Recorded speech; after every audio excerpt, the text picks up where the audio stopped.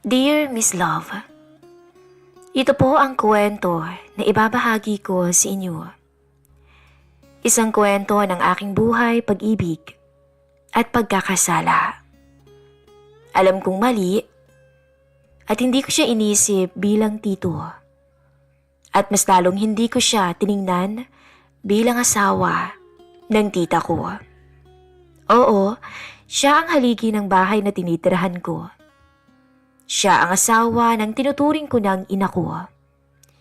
Pero sa 5 taon niyang pagkawala, nabura na ang imahe niya sa isip ko. Kaya siguro pagbalik niya, ibang Joel na ang bumungad sa akin. At sa araw na yon, habang nakatingin siya sa akin ng matagal sa labas ng pintuan, doon nagsimula ang isang lihim na ayokong buuin pero hindi ko rin kayang pigilan. Hindi ko alam kung bakit nang makita ko ulit siya, iba ang naging pakiramdam ko. Naging conscious ako at hindi ako makatingin sa kanya. Hanggang sa nakagawa ako, Miss Love, ng isang bagay na alam kong lagpas na sa limitasyon bilang pamangkin ng asawa niya. At kahit alam kong mali ang ginagawa ko, pinagpatuloy ko. Binigay ko ang sarili ko sa kanya. At siya, na asawa ng tita ko, ang siyang naging unang lalaki sa buhay ko.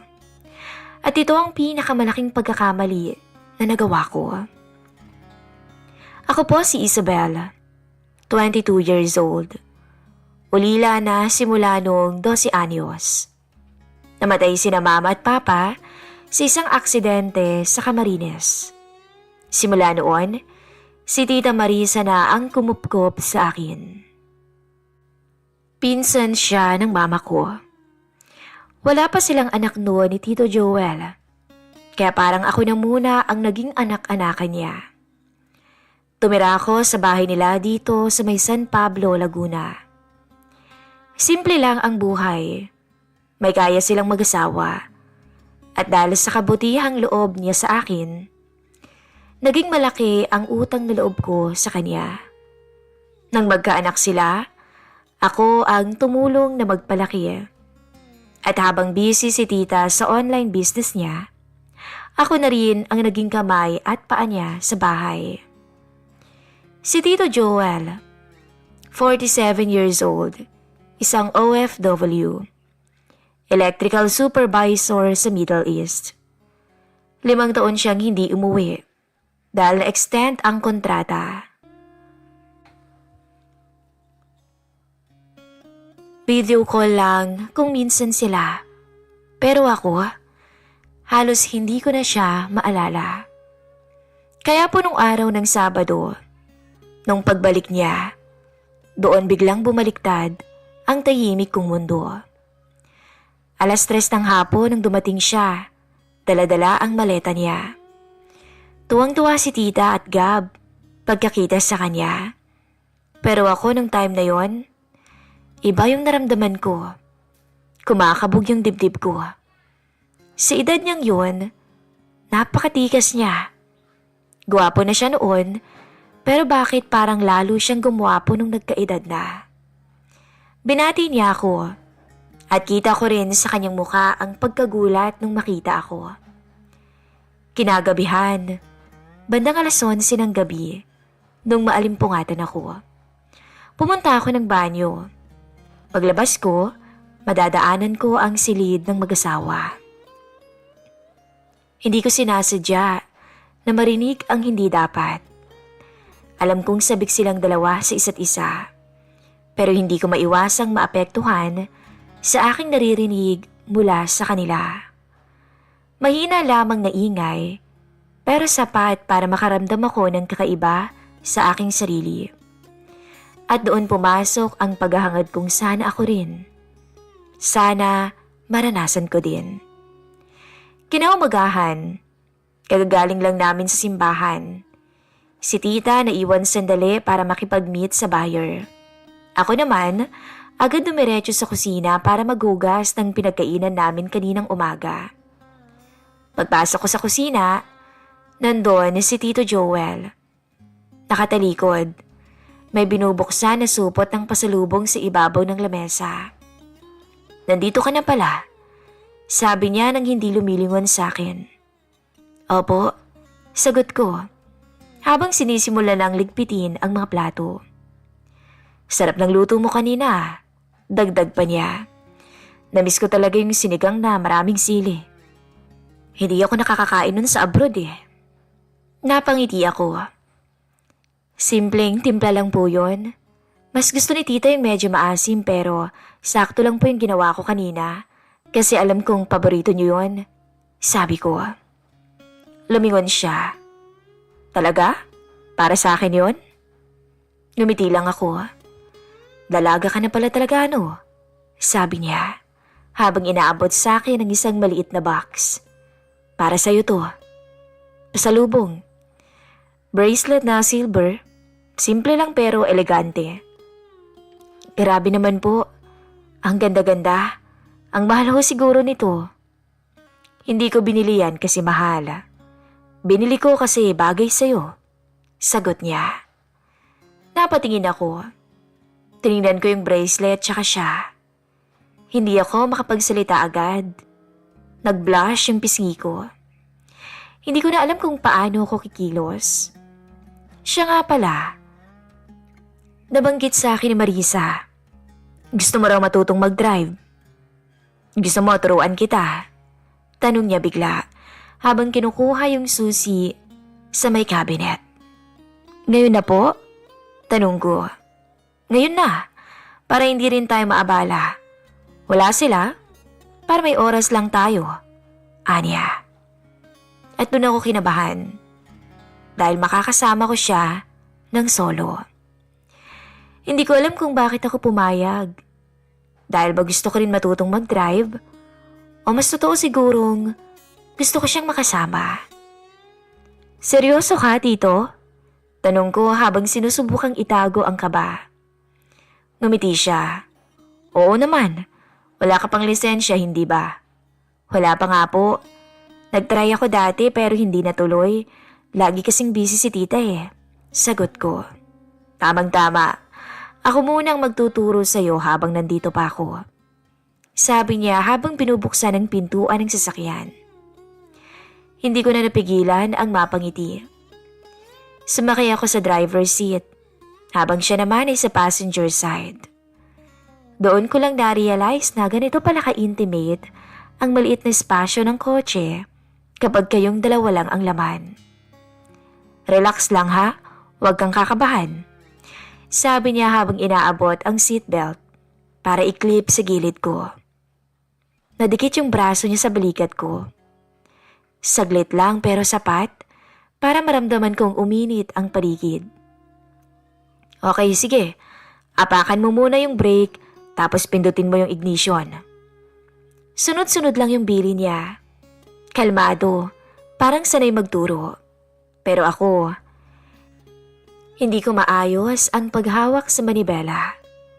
Hindi ko alam kung kinakabahan ako sa unang pag-drive o dahil nandyan siya at sobrang lapit niya. "Yan, dahan-dahan lang. O sige, arangkado mo ng konti." Nakaikot kami sa looban. Mabagal lang ang takbo. Tumatawa siya tuwing bigla akong pepreno o kapag mali ang nahawakan ko. "Baka pati likod ng kotse mo masira ako sa kaba, Tito," biro ko. "Nasa harap ka nga eh, likod pang iniisip mo," sabi niya sa bingisi. "Kaya mo yan, madali kang matuto."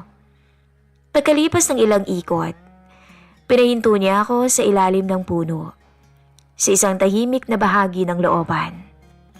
"Pahinga muna," sabi niya. "Ayos ka naman pala eh, madali ka lang turuan." Ngumiti ako, pero hindi ko siya tinitingnan. Pinagpapawisan ang palad ko kahit naka-aircon kami. "Salamat po, Tito. Ang saya-saya pala. Ang tagal-tagal ko nang gustong matutunan to eh." Napatingin siya sa akin, pero hindi agad nagsalita. "Alam mo, nakikita ko talaga na ang laki na ng pinagbago mo. Hindi lang sa itsura, pati na rin sa lakas ng loob," anya. Umiling ako. Pilit na tinadaan sa biro ang lahat. Takot pa rin naman po ako eh. Kung wala kayo sa tabi ko kanina, baka may nabangga na ako. Pero andito ako, hindi ba? At kung sakaling mabangga ka man, ako unang aako. Mahinang sabi niya. Napatingin ako sa kanya. Diretso yung tingin niya. Hindi ngumingiti, pero hindi rin seryoso. Para bang may gusto siyang sabihin na ayaw niyang sabihin ng diretsahan. Bakit parang ang lalim po yata ng hugot niyo? Tanong ko. Hindi siya sumagot agad. Tumikhim lang. Wala. Siguro kasi ilang taon din akong nawala. Ngayon lang kita ulit nakita ng malapitan. Hindi ko alam pero napakalaki ng pinagbago mo. Napakaganda mo na. Nagulat nga ako nung makita kita.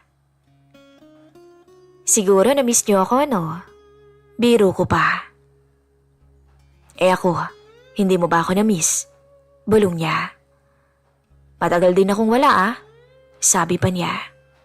Napatigil ako noon. Hindi ko siya agad nasagot. Dahil ang totoo, na-miss ko siya. Pero hindi bilang tito. Kundi bilang isang lalaki na unti-unti kong nagugustuhan. Ngunit bago pa ako makasagot sa kanya, nag-ring ang phone niya. Si tita tumatawag. Tinatanong kung nasa na kami. Pabalik na kami, sagot niya. Tsaka tinapik ako sa balikat. Tara na, Sabel. I-drive mo na pabalik. Pero wag mo na muna akong sagutin. Sa ganyang tinginan mo baka mamaya hindi tayo umabot sa bahay. Pilit akong natawa pero kabadong-kabado ang dibdib ko.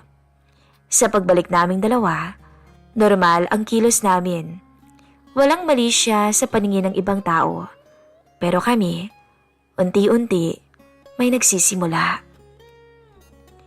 Simula nung araw na tinuruan niya akong mag-drive.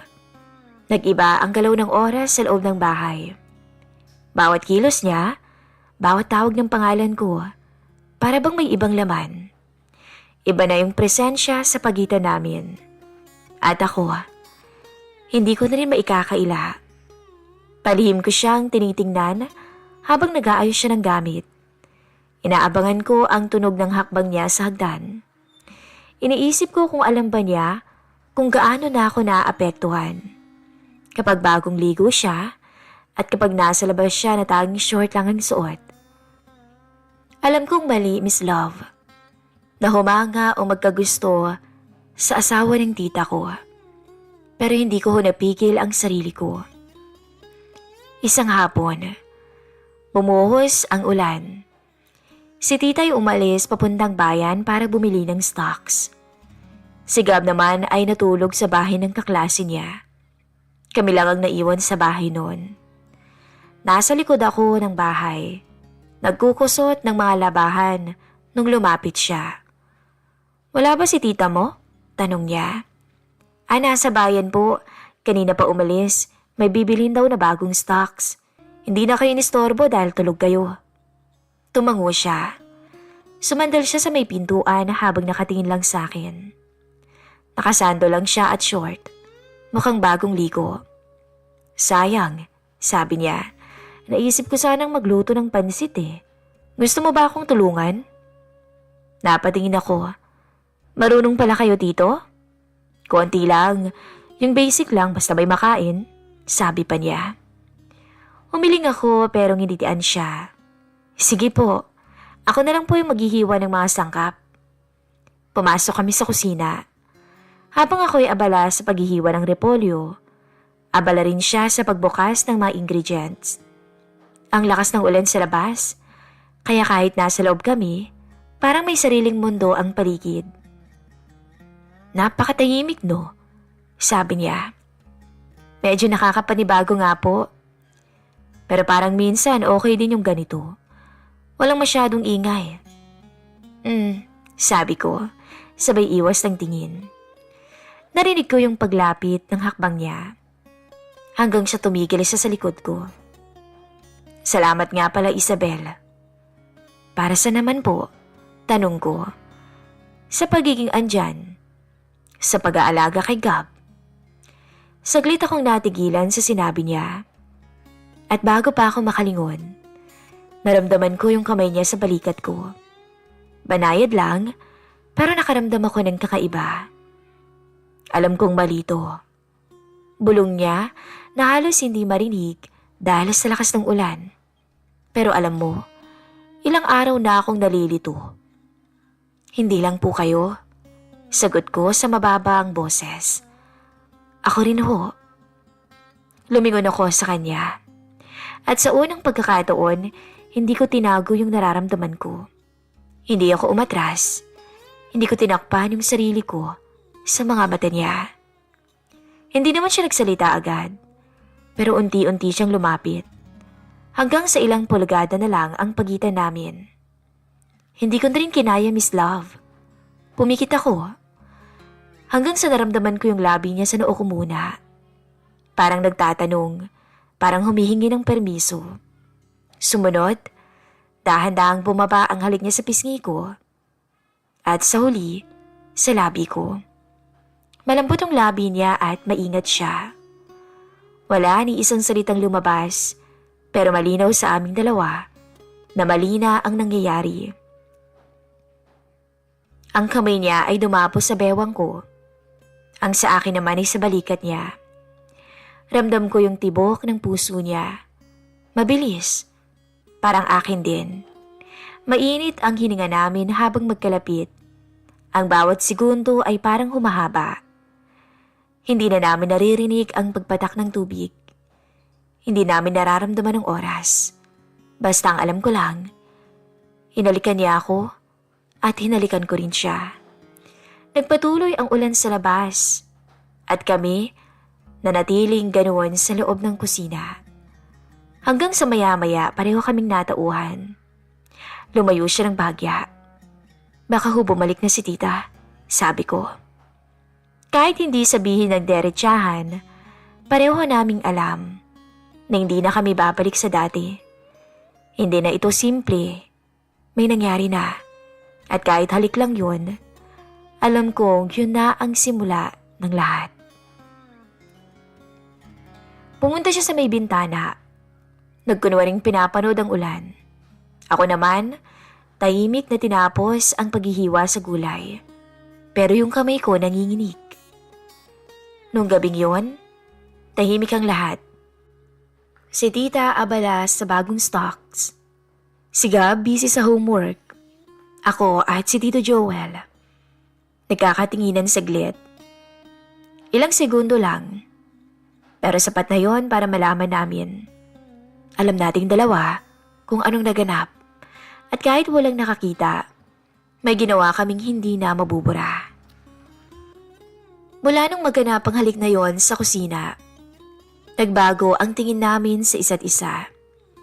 Hindi man kami nag-uusap tungkol doon, hindi na rin kami kailangang magsalita pa. Tuwing magkakasalubong kami sa bahay, matagal kaming nagkakatinginan. Tuwing sabay kami sa almusal, palihim ang sulyapan namin. At sa bawat simpleng hawakan ng kamay, may kasamang apoy na pilit naming tinatago sa normal na kilos. At nang dumating ang ulit, o nang dumating ulit ang isang maulan na gabi, dumating na rin ang puntong hindi na namin kinayang pigilan. 6:00 pa lamang yun. Maaga kaming kumain. Pagkatapos nun, natulog na si Gab sa kwarto. Pagod sa school. Si tita naman ay dumiretso sa banyo para maligo. Aba, ang init ng tubig ah. Mapapahaba yata yung ligo ko nito. Narinig pa naming sabi niya. Tumawa pa ako ng konti. Si tito tahimik lang sa gilid ng mesa. Nakaupo habang hawak ang baso ng tubig. Ako naman, abala sa pagliligpit ng mga plato. Akala ko normal lang yung gabi. Pero habang nakatalikod ako, naramdaman ko yung presensya niya sa likuran ko. Hindi siya nagsalita. Wala siyang sinabi. Pero naramdaman ko na lang ang kamay niya sa bewang ko. Isabel, bulong niya ng mahina. Hindi ako lumingon. Pero hindi ko rin siya tinulak noon, Miss Love. Si tita ho, Sagot ko, halos pabulong din. May tubig pa, naririnig mo naman 'di ba? Oo, tama. Narinig ko ang lagaslas ng tubig. Tuloy-tuloy, malakas ang pressure ng heater. Malamang tatagal pa siya ron ng 20 minutos. Tumigil ang kamay niya sa bewang ko. Pero hindi siya umalis. Hindi ko alam kung dahil sa kaba o dahil sa sobrang lakas ng tibok ng dibdib ko. Pero hindi ako nakagalaw. Hanggang sa ako na ang kusang humarap sa kanya. Pareho kaming hindi nagsasalita. Pero pareho kaming humihinga ng malalim. At kasabay nun, naglapit ang mga mukha namin. Muling nagdikit ang labi namin. Pero ngayon, mas matagal, mas buo, mas mapanganib. Hindi ito halik ng isang pangarap. Ito ang halik ng dalawang taong alam naman na bawal sila, pero nawalan na ng pake. Dahan-dahan niya akong inakay patungo sa sofa. Pareho pa kaming alerto. Nakikinig na baka biglang bumukas ang pintuan ng banyo. Baka lumabas siya. Naupo kami sa may sofa. Maigpit ang yakap niya. May pagpipigil. Pero ramdam na ramdam ko ang pangungulila. Ramdam kong sa loob ng 5 taon, para bang sa akin niya binaling ang lahat. Hinalikan niya ako sa leeg. Pumikit ako habang pinipigilan ng sarili kong makagawa ng kahit anong ingay. Ang init ng hininga niya, ang lambot ng kamay niya. At ako, hindi ko na rin alam kung ako pa ba si Isabel na kinupkup lamang nila noon. O ako na ba yung babaeng kusang sumusugal sa isang bagay na walang kasiguraduhan. Nawala na yung utang na loob dahil inaahas ko na sa mismong pamamahay ni tita ang sarili niyang asawa. Bago pa kami tuluyang mawala ng kontrol, bigla siyang bumitaw. Tumayo siya agad. Ako naman ay nag-ayos ng sarili at huminga ng malalim. Pumasok siya ulit sa kwarto. Ako naman balik sa kusina na para bang walang nangyari. Ilang minuto pa, lumabas na si tita. Para bang wala lang sa amin. Oh, tapos na kayong magligpit? Tanong niya habang nakatapis pa. Opo tita, malinis na rin po lahat. Sagot ko. Ngumiti siya. Ikaw na talaga, Isabel. Salamat talaga sa mga tulong mo sa akin mula noon. Anya. Ngumiti ako sa kanya. Pero sa loob-loob ko, may gumuguhit na bigat. Dahil sa guilt ba? O dahil sa katotohanan may lihim na nagaganap sa amin ng asawa niya. Hindi ko alam kung anong klaseng babae na ako simula ngayong gabi. Pero isa lang ang sigurado ko. Sa gitna ng lagaslas ng tubig, may lihim kaming binuo. Pagkatapos maligo ni tita noon, maaga siyang natulog. Masakit raw kasi yung katawan niya. Ako naman, tahimik lang sa silid ko. Nakahiga pero hindi naman mapakali. Hindi ko alam kung inaabangan ko siya o pinagdadasal kong huwag na siyang pumunta. Pero hindi nagtagal, narinig ko yung pamilyar na hakbang. At ilang segundo lang, marahang bumukas yung pinto ng kwarto ko. Kasi hindi ko yun nilak. Dumating siya. Walang sinasabi, walang alinlangan. Humiga siya sa tabi ko at agad ako niyakap. Hinaplos niya ang buhok ko, pati ang pisngi ko. At nung gabing yun, Miss Love, wala na. Tuluyan na kaming bumigay. Walang pagmamadali, walang ingay, wala ring tanong. Parang puro damdamin lang. At sa loob ng kwarto ko, habang tulog si tita sa kabilang silid, ginawa namin ang pinakabawal sa lahat. Bawal sa mata ng Diyos, bawal sa mata ng mga tao. At opo, Miss Love, sa kanya ko pinagkaloob ang lahat. Ang asawa ni tita, ang unang lalaki sa buhay ko. Mula noon, nagkaroon kami ng lihim. Gabi-gabi, ako ang nakakasalo niya. Hindi na siya kumakatok, hindi na rin ako nagtataka. Kapag alam naming tulog na silang lahat, pupunta na siya. Hahawakan ng kamay ko, maglalapit kami at magyayakap. Araw-araw, parang walang nangyayari. Pero sa gabi, paulit-ulit kaming bumabalik sa kasalanang pilit naming tinatago. Hindi namin to pinag-uusapan. Walang plano, walang pangako. Basta gabi-gabi, sa pagsapit ng dilim, doon kami nagkakasala. Ilang linggo pa yung lumipas. Tanghaling tapat. Sabado, walang pasok si Gab. Abala si tita sa pagbubukod ng stock sa kwarto. Ako naman nasa kusina at nag-aayos ng merienda. Dumating si tito, bit-bit ang bagong biling tinapay. Walang tao sa paligid namin. Anong ginagawa mo? Ano yung niluluto mo? Tanong niya habang nilalapag yung tinapay sa mesa. Merienda po, para sa ating lahat, sabi ko. Tumango siya at lumapit. Hindi pa kita nakahalikan ngayong araw Tito Joel naman, nandyan lang ho si tita sandali lang naman bulong niya. Hindi naman niya makikita. Lumapit siya at hinawakan ng bewang ko. Hinalikan ako sa pisngi, tapos sa gilid ng labi. Hanggang sa tuluyan ng dumampi ang labi niya sa akin. Tumagal yun ng ilang minuto. Mahigpit ang yakap namin sa isa't isa. Walang tunog, kundi hininga naming dalawa. At doon, hindi namin napansin ang paligid. Bigla palang bumukas yung pintuan. Anong ginagawa niyo? Boses ni tita. Para bang binuhusan kami ng malamig na tubig. Huling-huli kami sa akto. Agad akong lumayo. Si tito naman, tumigil sa pagkakayakap pero nanatili sa kinatatayuan. Si tita, nanlalaki ang mga mata. Nanginginig ang labi. Hindi siya galit. Para bang mas hindi makapaniwala. Anong ibig sabihin nito? Tanong niya. Hindi pa mataas ang boses niya, pero ramdam na ramdam ang bigat. Tita, nanginginig kong sabi. Hindi ko sinasadya. Hindi sinasadya? Ganyan bang hindi sinasadya, Sabel? Marisa, putol ni tito, pero pinatigil siya ni tita. Huwag mo akong tawaging Marisa. Isa kang traidor. Hindi ka ba nahihiya sa sarili mo, Joel? Pamangkin ko yan.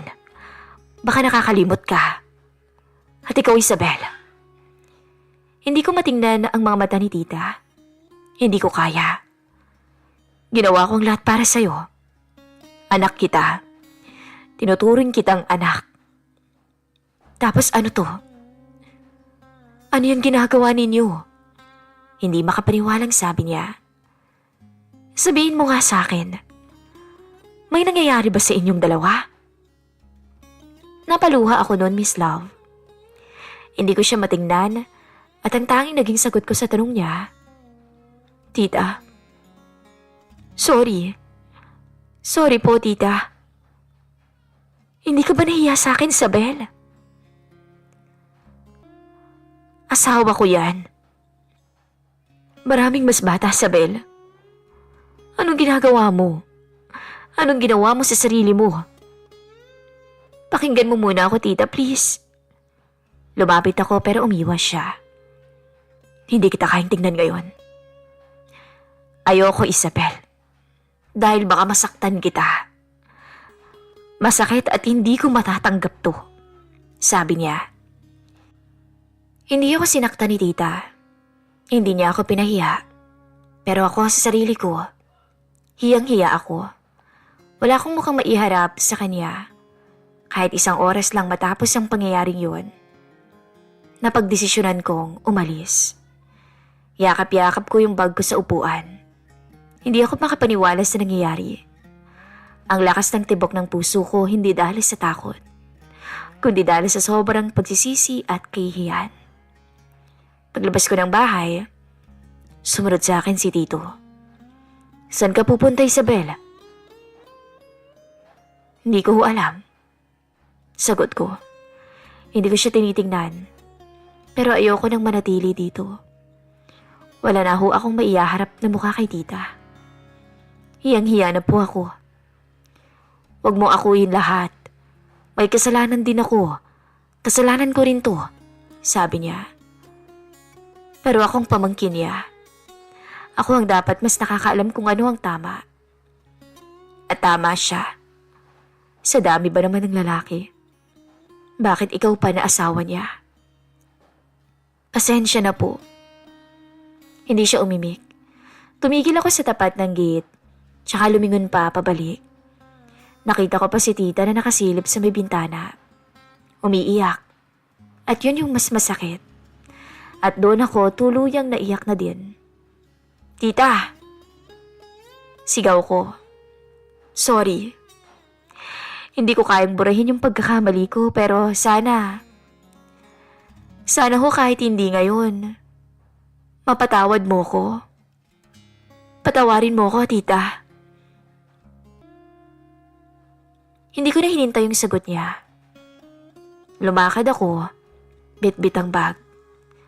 Ang bigat sa dibdib, Miss Love. Ang bigat. Nang kasalanang ako mismo ang gumawa. Isang buwan nang lumipas mula nung mangyari yon, Miss Love. Habang sinusulat ko to, naiiyak pa rin ako. Sising-sisi pa rin ako. Nakatira ako ngayon sa apartment na kaibigan ko sa Kalamba. Nagtatrabaho ako dito. Tahimik naman yung buhay, pero walang gabi na hindi ko naiisip yung ginawa ko. Si Tito, hindi na kami nagkausap. Si Tita, hindi ko na siya tinawagan. Hindi ko na siya sinubukang kontakin. Kasi, wala eh. Nahihiya ako. Wala akong karapatang kausapin pa siya. At kung may natutunan man ako sa lahat ng to, simple lang. Ang pag-ibig na sinimulan sa dilim, hindi tatagal sa liwanag. Hanggang dito na lang po yung story ko, Miss Love. Alam kong maraming maiinis at magagalit sa inyo dahil sa ginawa ko. Kaya ngayon, natuto na ako at takot na rin ako na magmahal.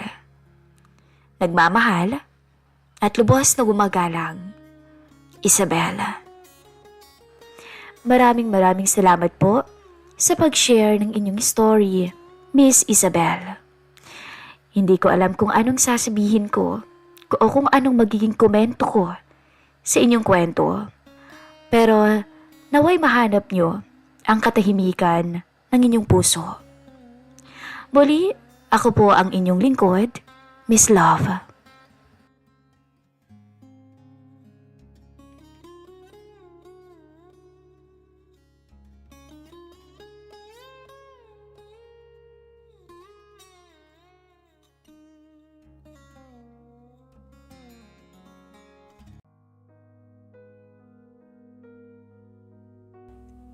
Ewan ko ho ba kay Sir Ma'am? Ang ganda-ganda na nga ninyo. Nagawa pa kayong ipagpalit sa babaeng hindi naman kagandahan. Kung ako lang talaga siya, siguro hindi na kita pakakawalan pa. Kung tutuusin, napakaswerte nga niya sa inyo. Bukod sa maganda napaka-sexy pa. Kung pwede ko nga lang siyang gantihan dati ginawa ko na. Gusto niyo ho ba, madam? Meron akong alam na ibang paraan. Yun ay kung papayag ka. Kung hindi niyo ho kasi na itatanong, hindi lang ako sa trabaho magaling. Nang dahil sa foreman ng asawa ko, ay natuklasan ko ang relasyon nilang dalawa ng kanyang sekretary. Nalaman ko kay Dante na matagal na palang may relasyon ang aking asawa at si Mildred. Doon ko nagawang pumatol sa foreman na si Dante. Dahil sa galit ko sa aking mister, ay naglasing ako at ibinigay ang sarili dito. Nang mga oras na iyon, isa lang ang nasa isip ko. Walang-wala pala ang mister ko pagdating kay Dante. Si Byron lang kasi ang naging unang lalaki sa buhay ko, kaya't hindi ko talaga akalain na mababaliw pala ako sa foreman niya. Magandang araw po sa inyong lahat. Ako nga pala si Clara. Isang housewife at may isang anak na nag-aaral pa lang sa elementary. 32 years old. Halos 7 taon na rin kaming kasal ng asawa kong si Byron. Hindi niya po tunay na pangalan. Graduate ako ng kursong accountancy. Kaya naman kahit nasa bahay lamang ako, ay nakakagawa pa rin ako ng paraan para magkaroon ng sarili kong pera. Nang sa ganoon ay hindi ko inaasa sa kinikita ng mister ko ang lahat ng aking pangangailangan. Sa loob po ng 7 taon naming pagsasama ng aking mister, ni minsan ay hindi nawala ang tiwala ko sa kanya. Hindi sumagi sa isip ko na magagawa niya akong lokohin. May mga pagkakataon man na halos 1 hanggang 3 linggo itong hindi nakakauwi sa tuwing may project siyang tinatapos sa ibang lugar, ay matyaga ko siyang hinihintay sa kanyang pagbabalik at never sumagi sa isip ko na meron na itong babae. Civil engineer kasi ang asawa ko. Kung kaya naman minsan, kailangan talagang tutukan ang mga pinapagawang daan at tulay, lalo na kapag government project ang mga ito. Isang araw noon, maaga akong nagising para ipaghanda ng umagahan ang aking mag-ama nang may kumatok sa pintuan. Pagbukas ko ay bumungad sa akin si Dante. "Oh, bakit sobrang aga mo naman yata ngayon, Dante? Sinusundo mo na naman ba ang girlfriend mo?" Biro ko sa foreman ng mister ko matapos itong bumulaga sa pinto namin 6:00 pa lamang ng umaga. Natulala pa ito habang nakapako ang tingin sa akin bago tuluyang natawa sa biro ko. Kaya naman ganun na lamang ang pagtatakang naramdaman ko nang makita ko itong titig na titig sa akin. "Ginulat mo naman ako sa ayos mo, madam." Anya tsaka natatawang napakamot ng ulo. "Second honeymoon nyo na naman ba kagabi ni sir?" Biro pa nito. Bigla kong namula dahil sa kahihiyan. Napagtanto kasi ang itsura ko ng mga oras na yun. "Ikaw naman kasi, Dante, sobrang aga mong pumunta ng bahay." Sabi ko habang nakatakip na ngayon ang mga braso sa aking dibdib. "Maupo ka nga muna dyan sa sala at tatawagin ko ang sir mo." Parang ang gusto kong hilingin noon na lamunin na lang ako ng lupa. Kung bakit ba naman kasi nakalimutan ko na nakasuot nga lang pala ako ng pulang nighties at manipis lang yun. Daig ko patuloy ang rumampa sa harapan ng foreman ng asawa ko. Abay, napakaswerte naman niya. Si Dante ay isa ng balo. 39 years old pa lamang ito at meron ng isang anak. Hindi naman siya yung tipong gwapo talaga. Hindi rin naman masasabing pangit. Pero maganda ang pangangatawan nito. Malayo sa asawa kong slim lang ang katawan. Moreno ang kutis nito na bumagay naman sa kanya. Minabuti kong huwag na lamang yung ikuwento sa asawa ko. Basta sinabi ko na lamang dito na may bisita siyang naghihintay sa baba at alam kong nakuha naman ito agad kung sino ang tinutukoy ko. Wala kasing araw na ginawa ang Diyos na hindi pumunta sa amin si Dante para sunduin ang mister ko papuntang trabaho. Ewan ko ba dito? Minsan nga kapag nasa bahay ito, ay madalas ko siyang nahuhuling nakatitig sa akin. Pinagsawalang bahala ko na lamang dahil wala naman siyang ginagawang masama. Maganda naman kasi talaga ako. Makinis at maputi. Mahaba ang buhok ko na umaabot hanggang sa aking bewang. Maputi din ako at matangos ang ilong. Nakahawig ako kay Bella Padilla. Nitong mga nakaraang araw lang, ay madalas kong napapansin ang asawa kong laging may kausap. Tawag ng tawag ang sekretary nitong si Mildred sa cellphone niya. Hindi ko naman yun binigyan ng mali siya. Dalang buong akala ko ay tumatawag lamang ito sa aking asawa para ipaalala ang schedule nito sa araw-araw o magtanong kung anong oras ito makakapasok ng opisina. Ngunit mukhang nagkamali ako. "O paano Han, alis na kami? Wika ni Byron. Mag-ingat kayong dalawa ha. Tawagan mo na lang ako kapag hindi ka na masyadong busy, okay? Maliwanag na bilin ko sa aking asawa habang tinitingnan ang itim nitong maletang dala-dala para sa 1 linggong biyahe niya. Buong akala ko nga hahalikan ako nito na madalas naman niyang ginagawa sa tuwing aalis siya. Ngunit hindi niya yun ginawa ngayon. Ginulo lamang nito ang buhok ng aming anak na gumising pa ng maaga para makapagpaalam sa kanya. Normal naman ang lahat. Maliban na lang talaga sa medyo kakaibang pakikitungo ng asawa ko kamakailan. Para siyang tuliro, laging nakatulala at para bang malalim ang iniisip. Binaliwala ko naman yun at hindi na binigyan pa ng masamang kahulugan sa pagbabakasakaling nagmamadali lamang ito o masyado na siyang maraming iniisip bago pa ang pag-alis niya. Ngunit, 1 linggo na ang lumipas. Matapos makaalis ni Byron papuntang Siquijor, ay wala man lang akong natanggap na balita mula sa kanya. Hindi ito tumatawag at hindi rin nagtitext. Noong una, naisip kong siguro masyado lamang itong abala sa trabaho.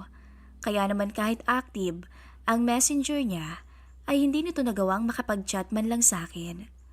Ngunit alam ko naman sa sarili ko na hindi na ito tama, na may mali na. Hanggang hindi ko inasahan na mapupukaw ng isang post ang masamang kutob at pagdududa ko sa aking dibdib.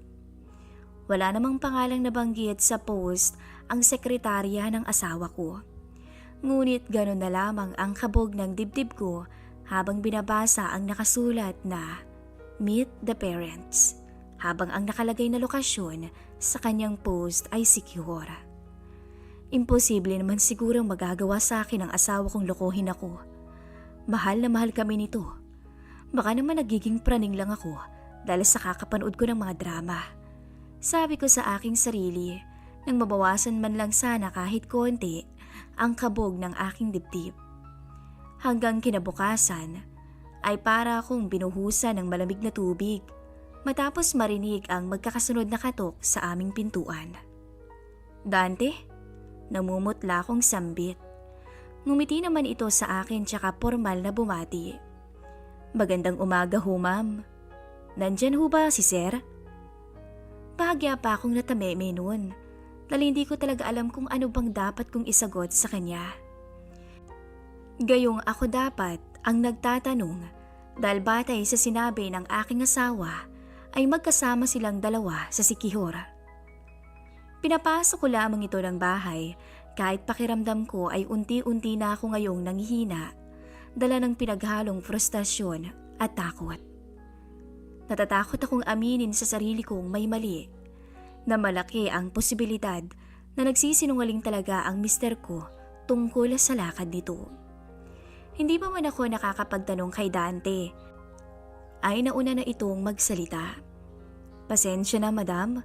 Halos 1 linggo na rin kasing sira yung cellphone ko kaya hindi kami nagkausap ni sir. Nabanggit kasi ng anak kong dumaan daw siya sa bahay noong Lunes. Pero hindi naman kasi kami nagkaabot. Hindi ko tuloy alam na may importante palang lakad si sir pagkatapos naming magkita nun. Dumating na ho ba siya? Tanong pa nito. So ibig sabihin, hindi talaga kayo magkasamang dalawa, Dante?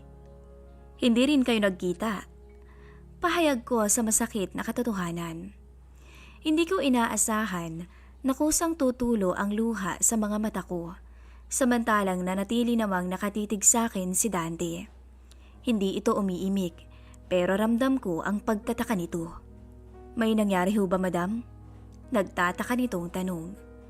Pinagmasdan ko lamang ito habang hindi pa rin humihinto ang aking mga luha. Sabihin mo nga sa akin ang totoo, Dante. May relasyon ba ang asawa ko at si Mildred? Nagulat si Dante. Gusto niyo ba talagang sagutin ko pa ang tanong niyo, ma'am? Mabilis akong umiling. Hindi na pala kailangan. Alam ko na ang sagot nang makita kita, Dante. Nagsinungaling siya sa akin. Hindi totoong magkasama kayong dalawa at trabaho ang pinunta niya sa Siquijor. Tama ako, di ba? Matagal mo nang alam na may relasyon silang dalawa. Pasensya na ho madam pero wala kasi akong balak na manghimasok sa personal niyong buhay. Pinahid ko na lamang ang mga luhang naglandas sa aking pisngi. Naiintindihan ko, Dante. Pero mabuti na lang din at nalaman kong niloloko pala ako ng aking asawa. Kaysa naman nagmumukha akong tanga hanggang dulo. Lakas loob na sabi ko dito. Hindi ito makatingin ng diretso sa akin at tanging malalalim na hininga lamang ang naririnig ko mula sa kanya. Humingi pa ulit ng pahumanhin si Dante sa akin at akmang aalis na sana ito, ngunit mabilis ko siyang pinigilan. Pwede bang dumito ka muna? Dante, samahan mo muna ako. Umiinom ka ba? Gusto mo bang uminom? Isipin mo na lang, bayad mo na lang sa akin dahil sa paglilihim mo sa kalokohan ng asawa ko. Buong akala ko nga ay hindi nito pagbibigyan ang hiling ko sa kanya. Ngunit tumango lamang siya tsaka mabilis na bumalik sa kinauupuan. Siguro naman, walang magagalit sa'yo kung sasamahan mo kung maglasing, hindi ba? Wala naman ho, madam. Mabuti kung ganun. Alam kong masyado pang maaga para yayain ko siya pero kailangan ko ngayon ng makakasama. Salamat, Dante ah. Pasensya ka na rin nadamay ka sa gulo naming mag-asawa. Maya-maya pa, binigyan ko ito ng alak na madalas na iniinom ng asawa ko sa tuwing hindi ito dinadalaw ng antok. Tama nga naman. Bakit nga ba hindi ko napansin ang mga bagay na yun? Maging ang mga pagbabago sa galaw nito kamakailan. Kung bakit kasi, mas pinili ko pa rin pagkatiwalaan siya. Siya nga pala, Dante. Sigurado ka bang walang magagalit sa'yo? Wala ka bang asawa? Parang wala kasing nababanggit si Byron sa akin magmula nung pumasok ang foreman sa kumpanya. Tanong ko sabay lagok ng alak sa aking baso. Tumungga naman ito ng bote habang hindi pa rin inaalis ang tingin sa akin. Maaga kasi akong nabalong, madam. Namatay ang asawa ko sa isang aksidente, kaya naman hindi na ako nag-asawa ulit sa takot na baka maulit lang. Naiintindihan ko, Dante. Alam kong masakit. Pero alam niyo, madam, kung dumating man ang pagkakataon na mag-aasawa ulit ako, katulad mo yung gusto ko. Sa totoo lang, nakakainggit ng asawa ninyo eh, dahil may asawa siyang katulad ninyo. Natawa ko. Talaga ba, Dante? Sa tingin mo, maganda ba ako? Sobra ho, madam. Bulag lang siguro ang asawa niyo dahil di hamak na mas maganda ka kay Ma'am Mildred. Talaga ba? Hindi mo ba ako binobola? Bakit ko naman ho kayo bubolahin? Sinamantala ko ang usapan naming dalawa dahil pakiramdam ko ay nabawasan ng konti ang bigat sa dibdib ko habang magkausap kami. Hindi ko nga ho alam kung bakit may mga lalaking nagagawa pa ring magloko kahit nasa kanila naman ang lahat. Maganda ka talaga, ma'am. Kaya nga lagi akong napapatingin sa inyo eh. Halatang matalino at sexy pa kayo. Pero sadyang hindi lang talaga siguro na kontento si sir. Inisang lagok ko ang laman ng basong hawak ko dahil nakaramdam ako ng panunuyo sa aking lalamunan. Baka naman mas magaling ang sekretarya niya kaysa sa akin. Prangka kong sambit. Kung isa bagay, mainihintingnan ang sekretarya ng asawa niyo, madam. Pero halatang uhaw sa atensyon. Nakakawala ng respeto ang mga babaeng parang mauubusan ng lalaki. Sayang, dahil sinayang ka ng asawa ninyo. Mataas na ang sikat ng araw habang magkausap kaming dalawa. Pero para akong kinikilabutan nang maramdaman ko ang tumatagos at mapanuring titig ni Dante. Kung pwede ko nga lang sana siyang gantihan, baka ginawa ko na, Dante. Nang mga sandaling yun, hindi ko na naitago ang galit na nararamdaman ko. Alam kong nakita din nitong napakuyom ang aking kamao. Pwede naman, madami, kung gusto ninyo. May alam akong ibang paraan. May pilyong ngiti na ngayong nakapaskil sa kanyang muka. Marahil dahil naparami na rin ang nainom naming dalawa. Ang tanong lang, kaya mo ba, madam? Masyado kang mabait at loyal sa mister mo. Kunot noo ko lamang siyang tinitigan. Hinahamon mo ba ako, Dante? Inilapag nito ang hawak na bote hanggang sa napailing na lamang ako nang lumapit siya sa akin. Mabait namang boss ang asawa niyo, madam. Kaya na minsan, hindi ko talaga naisip na manghimasok sa personal na buhay niya. Pero siya naman na kasi mismo ang gumawa ng paraan para malaman mo ang kalokohang ginagawa niya. Payag ka bang gantihan siya? Gamit ako? Naramdaman kong lumapat sa pisngi ko ang kamay ni Dante, kaya nagpatianod na lamang ako. Sinayang kanya, pero hindi pa naman huli ang lahat eh. Anito habang nakatitig ng diretsyo sa mga mata ko. Marahan naman akong tumango. Pakiramdam ko, tuluyan akong nilukob ng kalasingan sa harapan nito. Tama, hindi pa huli para gumanti. Natawa ko pang sabi nang mabilis naman itong sinang-ayunan. Hanggang maya-maya lamang ay lumapat ang labi ni Dante sa akin. Nagkasundo kaming dalawa ni Dante. Maya-maya kinuha ko ang cellphone ko na nasa gilid ng sofa. Huwag kang mag-alala. Hindi ko naman ipapakita sa kanya kung sino ang lalaking kasama ko. Sabi ko na lang na may ngiti sa labi. Hindi ko naman masisikmura kung mawawalan ka ng trabaho pagkatapos. At kahit alam kong hindi pa rin tama ang gagawin naming dalawa ni Dante, ay hindi ako huminto. Sumandal ako sa malapad nitong dibdib. Ni minsan talaga, hindi pumasok sa isipan ko na lolokohin ako ng asawa ko. Ganun kalaki ang tiwalang binigay ko sa kanya. Alam kong may sinabi sa akin si Dante, ngunit hindi ko iyon naintindihan dahil mas natuon na ang atensyon ko sa kanyang labi. Wala nang atrasan, madam ah. Tumango lamang ako sa harapan nito. Alam ko, kaya ayokong tumutol kahit alam kong mali. Matapos noon, ay muli kong naramdaman ang nag-aalab na halik ni Dante. Kinakapos na ako ng hininga na lalong nagpahina ng aking tuhod, pero tuluyan na akong tinakasan ng katinuan. Walang ibang laman ang isip ko ng mga oras na iyon kung hindi ang makaganti. Kaya mabilis kong inabot ang cellphone ko tsaka kinunan ng litrato ang ginagawa naming dalawa ni Dante. Hindi kitang mukha mo. Sabi ko pa kahit namumungay na ang mga mata ko.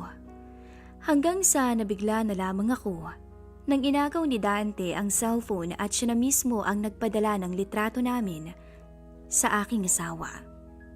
May kaba akong naramdaman nung una, pero napalitan din yun ng isang ngiting hindi ko maipaliwanag.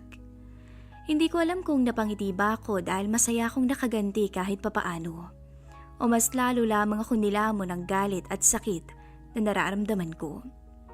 Maya-maya lang ay tuluyan na kaming natangay na dalawa ni Dante. At sa unang pagkakataon, nagpaangkin ako sa hindi ko asawa at mismong sa sofa pa namin. Mabuti na nga lamang at malawak ito dahil kung hindi, baka kanina pa kami nalaglag. Ilang oras pa ang lumipas ay tuluyan kaming nakontentong dalawa. Bandang hapon ay naalimpungatan na lamang ako dahil sa sunod-sunod na pagkatok mula sa labas ng kwarto naming mag-asawa. Hindi kasi kami natapos sa sofa ni Dante. Pumunta pa kami sa kwarto naming mag-asawa at doon ay sinulit namin ang bawal na sandali. Umalis din naman si Dante pagkatapos. Buong akala ko bumalik na nang wala sa oras si Byron. Ngunit ang anak pala namin na galing sa eskwelahan ang umuwi. Medyo masakit man ang ulo at katawan ko mula sa nangyari. Ngunit mahigpit na napayakap ako sa aking anak na wala man lamang kaalam-alam sa ginawa ng kanyang ina at ng kanyang ama. Gusto kong ipaliwanag sa kanya ang lahat, ngunit hindi ko naman alam kung papaano. Hanggang sa humingi na lamang ako ng tawad dito dahil na rin sa pagkakamaling nagawa ko. Naging marupok kasi ako at hinayaan kong kainin ako ng galit na nararamdaman ko kanina. Hanggang sa naramdaman ko na lamang na niyakap ako nito pabalik. May problema ho ba, Mama? Anya na mas lalong nagpadurog sa aking puso. Gusto kong magsinungaling at sabihing nagdadrama lang ako na hindi kailanman mabubuwag ang kinalakihan nitong kumpletong pamilya. Pero kahit hindi ko pala sabihin ang totoo, ay masasaktan pa rin pala ang anak ko mula sa desisyong gagawin ni Byron. Makalipas kasi ang 2 linggo, ay umuwi si Byron at inamin niya mismo sa harapan naming mag-ina na mayroon siyang kabit at mas pinipili niya ito kaysa sa amin. Tama po, iniwan kami ng asawa ko at sumama na kay Mildred. Masakit marinig ang katotohanan pero ginawa ko ang lahat ng makakaya ko upang magpakatatag ng mga oras na iyon. Lalo na nung tuluyang hinakot ni Byron ang mga gamit niya. Hindi naging madali pero iniisip ko na lamang na mayroon akong anak na umaasa sa akin at kailangan niya ng inang hindi siya ipagpapalit kahit kanino. Sabihin mang nagawa kong gumanti sa asawa ko sa pamamagitan ng forma nito ay wala naman yung naging epekto. Hindi man lamang kasi nasin ni Byron ang sinend kong litrato kaya binura ko na lamang yun. 2 buwan ang lumipas mula nang kami iwanan niya. Nakatanggap ako ng chat mula sa kanya at kinukumusta kaming mag-ina. Nung mabasa ko yun, agad ko rin itong binura dahil simula nang iwan niya kaming mag-ina, ay tuluyan ko na rin siyang binura sa buhay namin ng anak ko. Sa huli, ipinangako ko na lamang sa sarili kong hindi na ako muling kukuha ng batong ipupukpok sa aking ulo. Mas mabuti pang pagtuunan ko ng pansin ang anak ko at gumawa na lamang ng paraan para mabigyan ito ng magandang kinabukasan. Kung tungkol naman kay Dante, ay nakakausap ko pa rin naman to. At batay sa huli naming chat, ay nasa probinsya na nila ito matapos siyang matanggal sa trabaho. Muli ay ito po ang aking kwento. Nagmamahal, Clara.